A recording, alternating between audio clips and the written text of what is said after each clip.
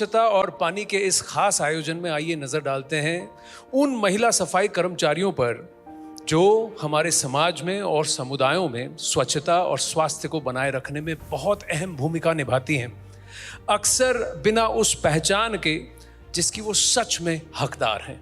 Have a look at this. सफाई है जिंदगी का एक अनमोल हिस्सा। महिला सफाई कर्मचारी है इसका एक खास किस्सा। जो स्वच्छता को लेकर हम जो ये काम कर रहे हैं, ये हम अपने गांव के लिए और समाज के लिए कर रहे हैं। ये हम किसी पैसों को लेकर नहीं करते हैं। हमने अपने गांव को साफ करने का ठाना है, अपने गांव को स्वच्छ बनाने का ठाना है।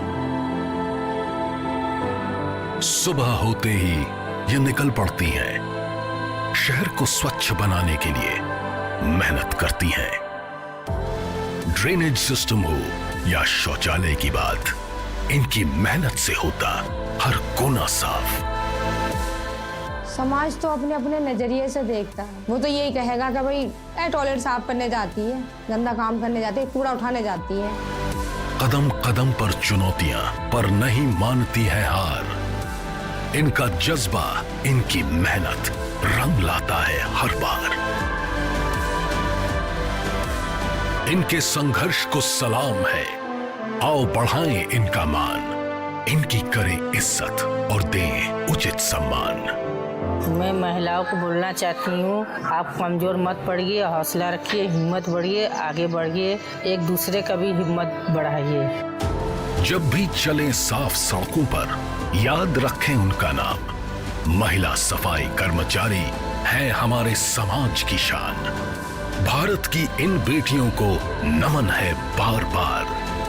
उनका संघर्ष, उनकी ताकत हम सबके लिए है प्रेरणा स्रोत अपार।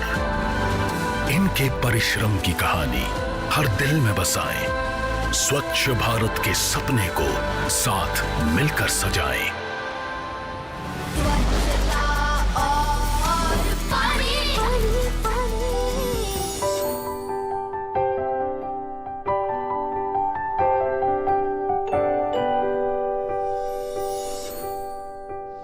Yes, the applause has to be louder. ये जो काम कर रहे हैं ना, हर किसी में हिम्मत नहीं है कि ये कर सकें। चलिए इसी महत्वपूर्ण स्तंभ पर अब थोड़ी बातचीत की जाए।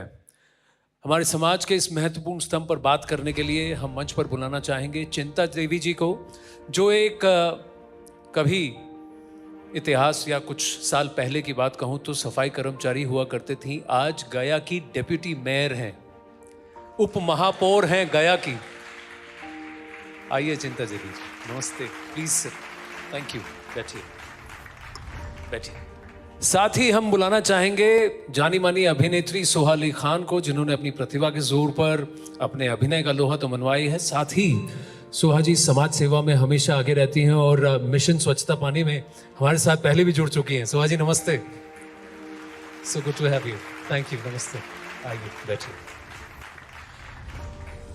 अब हम मंच पर बुलाना चाहेंगे ग्रामालय के संस्थापक पद्मश्री एस दामोदरन जी को, जिन्होंने अपना जीवन घरेलू शौचालय सुविधाओं को बढ़ावा देने के लिए समर्पित किया है। दामोदरन जी भारत में first ODF free village Tamil Nadu में, उसके पीछे इनका हाथ है। वणकम sir, please come please. And world toilet college के founder Jack Sim, who's come all the way from Singapore to be with us. We've always spoken with him online. Good to see him in person offline. Welcome Jack. Thank you so much for joining us here on Mission स्वच्छता और पानी। जो भारत में 11 crore toilets बने हैं, उनमें world toilet organisation और इन्होंने बहुत अहम भूमिका निभाई है इन consulting and helping in the Swachh Bharat mission. So Jackson, good to have you with us. And but last but not the least, इनके पार्टनरशिप के बिना मिशन स्वच्छता और पानी का ये अभियान आगे ही नहीं बढ़ सकता था। तो रैकेट से हमारे साथ जुड़ रहे हैं director external affairs and partnerships SOA रैकेट, श्री रवि भटनागर।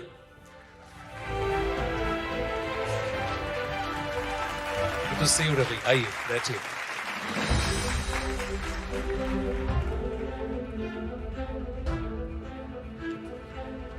चलिए चर्चा का सिलसिला शुरू करते हैं। और चिंता देवी जी, मैं आपसे जानना चाहता हूँ कहाँ से शुरुआत की और आज आप कहाँ पहुँच गई हैं। बहुत अच्छा लगता है सुनकर, पर आज आप गया के लिए क्या कर रही हैं, वहीं से शुरू करते हैं। माइक आपके पास जी।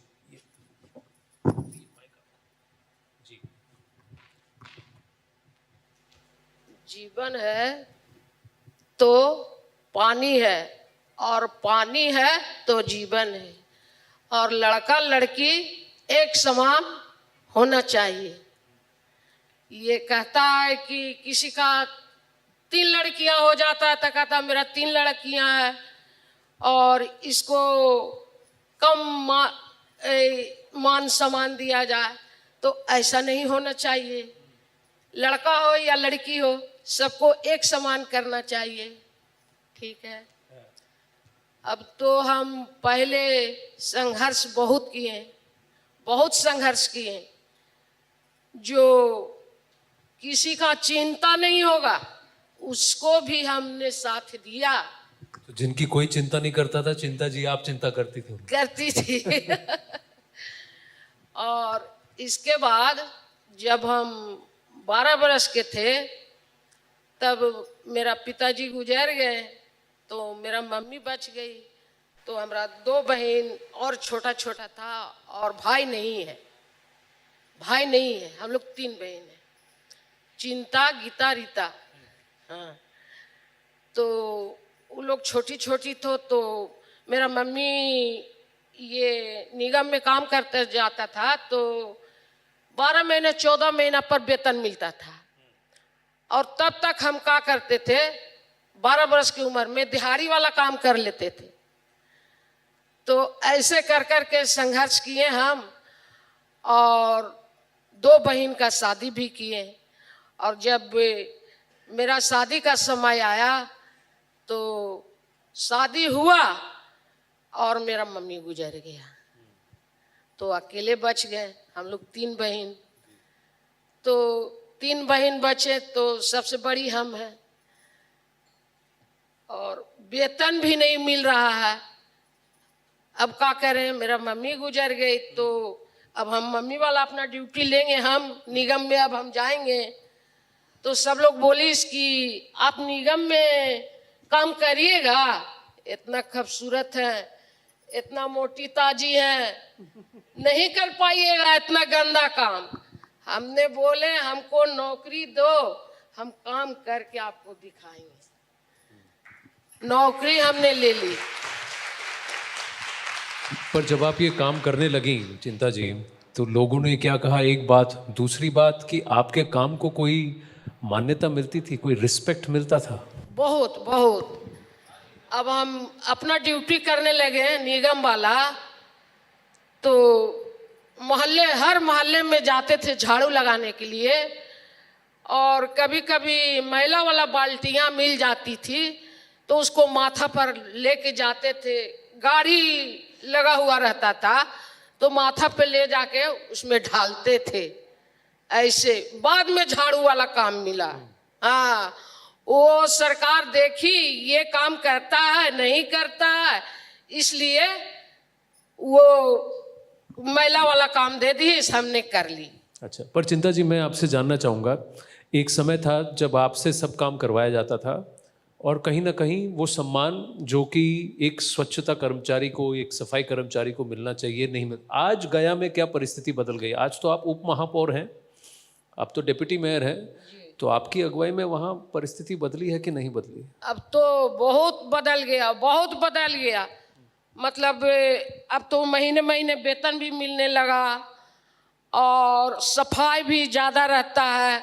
और पहले भी जो हम लोग सफाई करते थे, तो हम कहाँ सफाई करते थे, 40 वार्ड था पहले का, ये वार्ड है 40 तो वो है 8, तो हम 8 वार्ड में विष्णुपथ में काम करते थे, जो कि कहता है विष्णु नगरी है, वहीं हम ड्यूटी करते थे और वहीं हम झाड़ू लगाते थे। तो अगर दूसरे कोई रहे मेरे साथ तो फिर क्या करें, उसको बोलती है हमको झाड़ू लगाने नहीं आते हैं। तो मेरा छोटी वाला लड़की था, उसको पीठ में हम बांध लेते थे, पिठिया में बांध लेते थे, और बांध के उसके बोले भाभी आप बैठ जाइए और मेरा बचवा खिलाइए, हम आपको बदल झड़ुआ लगा देते हैं। पर एक बात बताइए, मैं आपसे ये पूछ रहा हूँ कि आज क्या वहाँ पर जो सफाई कर्मचारी हैं उनको जो सामान मिलना चाहिए, ग्लव्स मिलना चाहिए, यूनिफॉर्म होना चाहिए, मास्क होना चाहिए, जो कपड़े और जो औजार होने चाहिए, क्या आज मिलते हैं ग्राउंड पर? पहले से आज क्या परिस्थिति बेटर है? और दूसरी बात मैं जानना चाहूँगा, जो जनता बैठती है, जो आपके वहाँ रहते हैं, वो आपकी इज्जत करते हैं कि नहीं? वो कचरा कोने में रखते हैं, डालते हैं कि नहीं? डस्टबिन में डालते हैं कि नहीं? पहले से थोड़ा सा और बदले हैं कि नहीं? हाँ, अब बदलाव हो गया है। अब गया में सफाई नजर आता है और पूरा सफाई अब नजर आता है। सब डस्टबिन भी दिया जाता है घर घर में आता है कचरा लेने के लिए, और हर मोहल्ले में झाड़ू लगाने के लिए आता है। और ऐसा बात नहीं है, पहले जैसा बात नहीं है। पहले तो बहुत गंदगी था, ये नहीं बता सकते हैं, बहुत गंदगी था और कम भी था, लेबर भी कम था। अभी अब थोड़ा बेटर हो गया है? अब तो बेटर हो अच्छा गया। चिंता जी, अब ज़रा बाकियों से भी बात करके फिर मैं वापस आपके पास आता हूँ और जानने के लिए।